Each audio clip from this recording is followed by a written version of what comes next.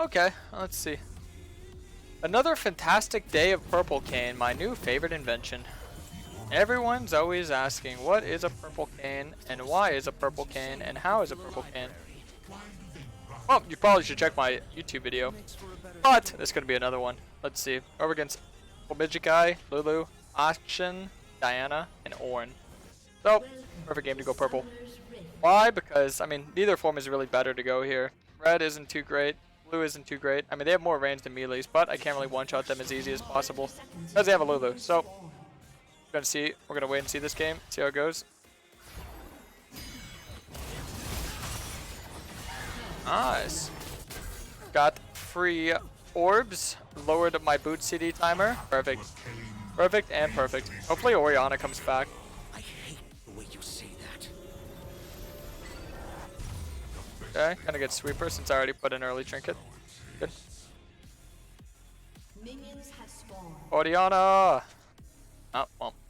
I think she didn't DC. I'm pretty sure she's still here because I didn't see the, what do we call it?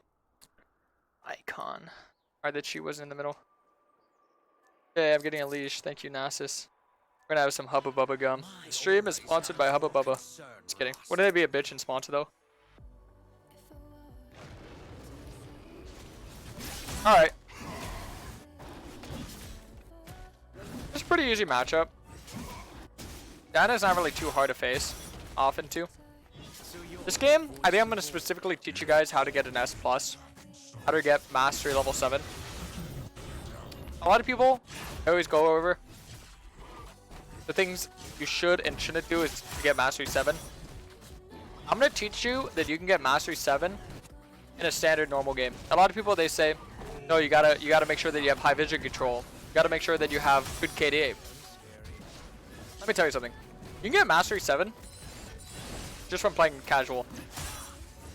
Get S+ just from playing how you normally would. So, to all those people trying to give you all these tips and secrets, I'm just going to teach you one thing and one thing only. How to play smart. The number one important thing about how to play smart is the fact that you got to make sure that every time you go for a play, is it worth the risk? Is it worth the risk? For Kayn's first form, most of the time, no. This is why I made a thing called FFO. Just farm form objectives. Prioritize farming. Because Kayn early on is not a strong jungler. He's very weak. He has no passive. His passive is getting form. To fight and get orbs is important, but you have to make sure that you're taking the right fights. People act like if you don't get your form immediately, it's the end of the world.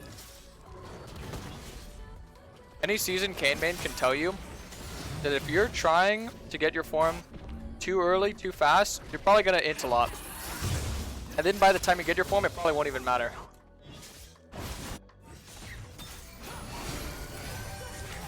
They don't really have a lot of damage here, by the way.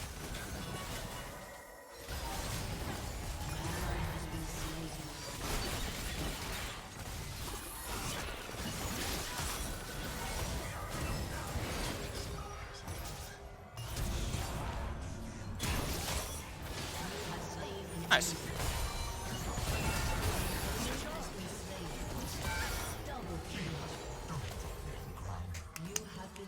Perfect! A lot of warps. Remember I said don't int? Play smart. I had to make sure she was gonna die. I had to. I had to. If I didn't do that... Okay, I'm kidding. I didn't have to, but I'm a stupid player. See? Even a stupid player can get Mastery 7. Me. And look! The orbs just come naturally. Why? Because I farmed all my camps. I looked for a gank. Boom! Easy. Now I'm gonna farm my Krugs. And we're gonna look top. See how that goes. Take it slow.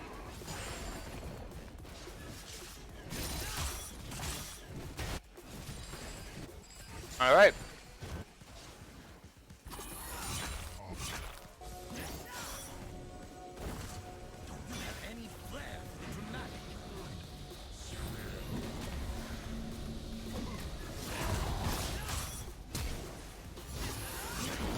Perfect. It's really good.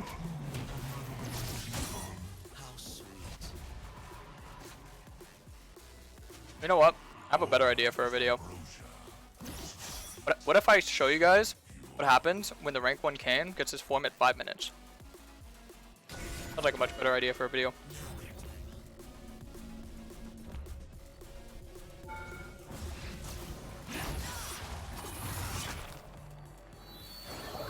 Pretty confident for an antiquated lawn. So close.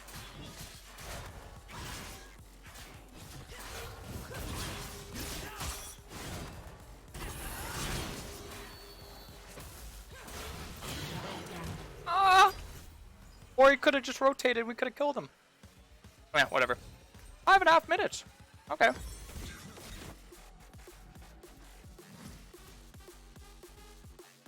Wait, how are we?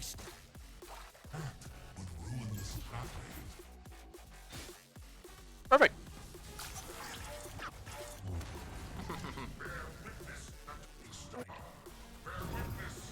Alright. I guess if some of you get fortunate enough to get your form this early, showing you how to play when you get form this early is going to be fun. You pretty much don't have to deal with any struggle. It's like, imagine you grew up with like a super rich dad. Like, absolutely nothing to worry about. And you get the inheritance when you're older. Never have to get a job, never have to work. Just pure, smooth sailing in life. I'm gonna show you guys something funny. I can actually dive bot lane after this dragon.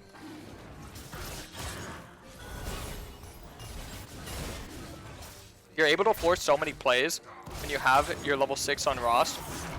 Both Kayns are insanely strong with their ult whenever you upgrade your form, so just keep that in mind.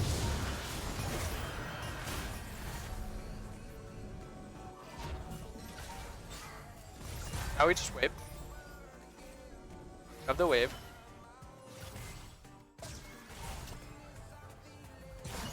One of them game ending plays, boys. Watch this.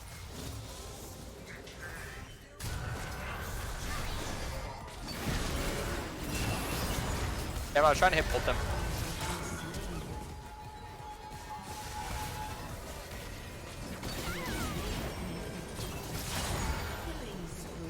Perfect.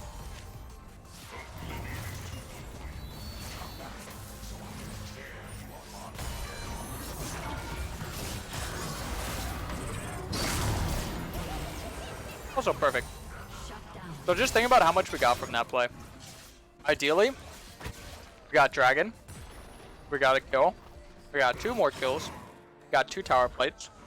Denied them a lot of CS and XP. So 20 CS mid, 20 CS bot, tower plates, dragon. See, this is just everything you want and more you can get. Let me click on our icon. Doesn't have my red. Perfect. Perfect.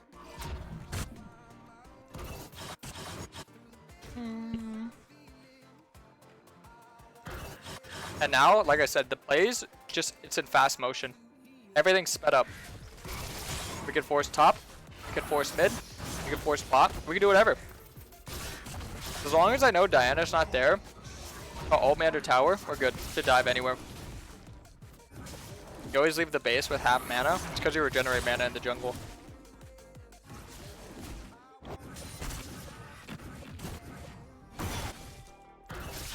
Alright, I'm gonna take this now. You can pretty much just do all the objectives on spawn. No worries when you get your form. That's how strong you are with form.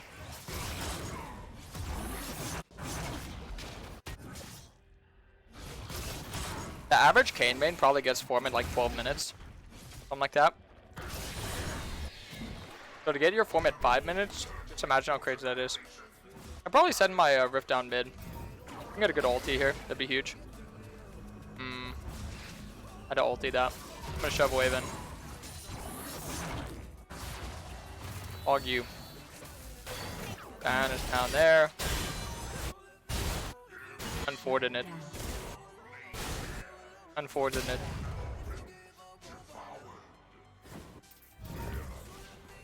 I have ult in 3, 2, 1. Oh, don't walk into me. I got the wave though. Hog. My favorite thing to get. Waves. Yes, the convulsing of the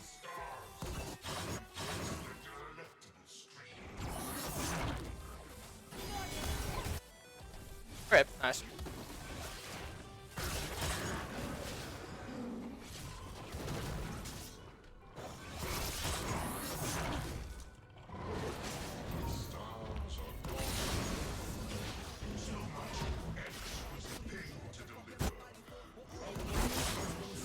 Oof. They got their first kill participation without me. Oh, you. I'm gonna try to go mid again. If she doesn't ult him again, I'm gonna tax her again. I mean, I'm gonna help her wave shove in again.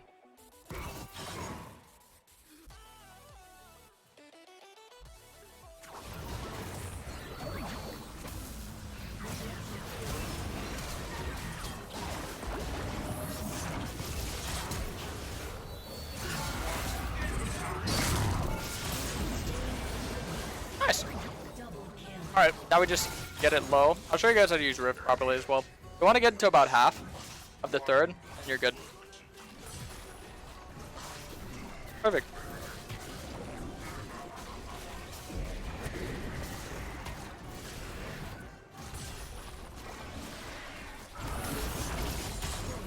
Make sure the second one crashes. Go for the invade. Let's see. Gonna farm one more camp. I'm gonna leave that uninvaded.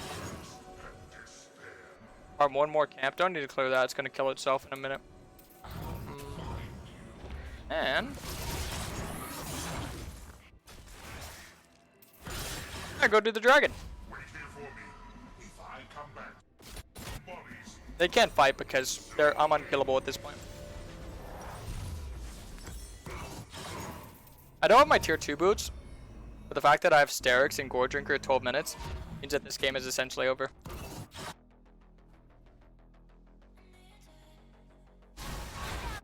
That's the whole thing about Ross. It's very easy to win, because once you get an advantage, once you get your form, once you have your ult, if you're ever ahead, you just force any team fight. Any team fight. And you're good. No problemo. Let's see. 1, 2. Whoa.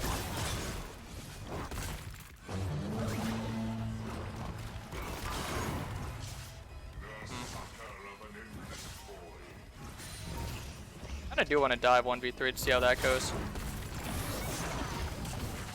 Okay, well, she used waste her poly.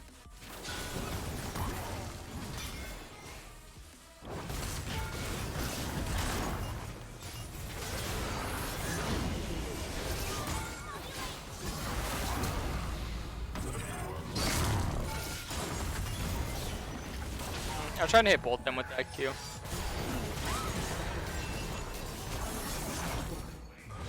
Dang. Not the end of the world though. I have my Steric shield in there. I was kind of baiting them with the Steric shield. Oh!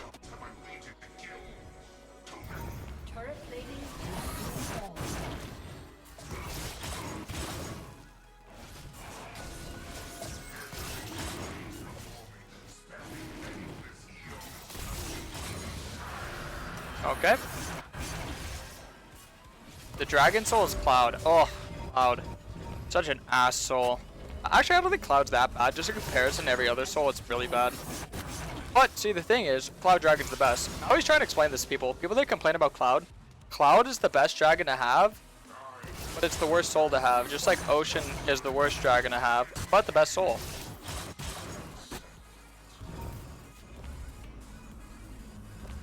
A lot of people don't realize how the dragons were balanced. Infernal and Mountain are kind of depending on which type of comp you have. More damage equals Infernal, or tanky means Mountain. Both Soul and the original, but for dragons, the Soul is always going to be best Ocean, and the dragon is always going to be best Cloud. Whole thing to learn.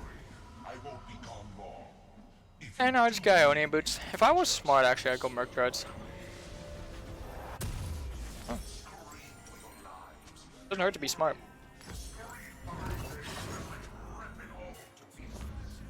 Missing out on a bit of ability haste, but I do have some item haste and summoner spell haste, so that's good. Your team has destroyed a turret.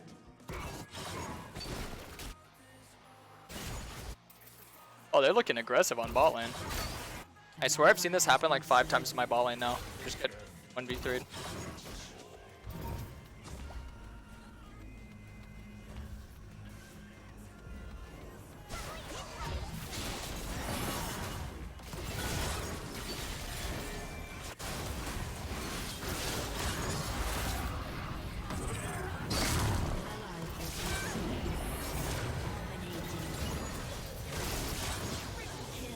Nice.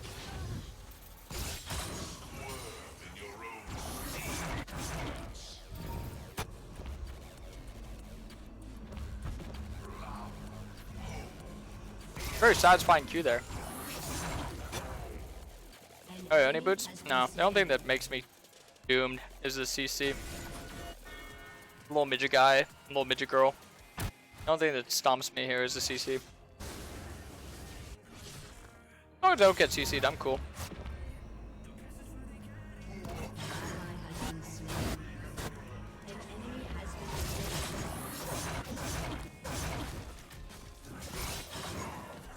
And 300 gold. Probably get Death Stance. It's a really strong item overall. Should probably gonna look at our jungle for the wolves, but they're gone, so I'm gonna wait. Just gonna walk down probably 3, 2, 1. Runs back that way. Massive stacks are on the head. I get this. Reset. Get an item. Perfect. Probably go cleaver too if I wanted. Wouldn't hurt. That's pretty good damage. I'll go cleaver actually. I don't think I need Death Stance to survive. They're not gonna kill me. They're struggling just to get my Sterix popped, so I don't think I need the Death Stance bleed passive. That's probably better. More damage as well. I genuinely believe the more fed you are, the more damage you should build. I think you should always just rush a bunch of damage. It actually reminds me of one of my most favorite myths in League of Legends. I'm not sure if this is really still something that people say now. Back in the old days, people would always say, if you're behind, just build full tank. If you're inting, just build full tank. It's actually opposite. If you're behind and or you're inting, you should build full damage. The reason why, oh shit, I messed up my Q. It's because you're gonna int no matter what. Living longer just means you're more useless. But now, if you build full damage, you can get off as much damage as you can. The team can actually do something with it. That guy's really fast. I'm just gonna dive him. Let's see, baiting. Damn it! Oh, GG.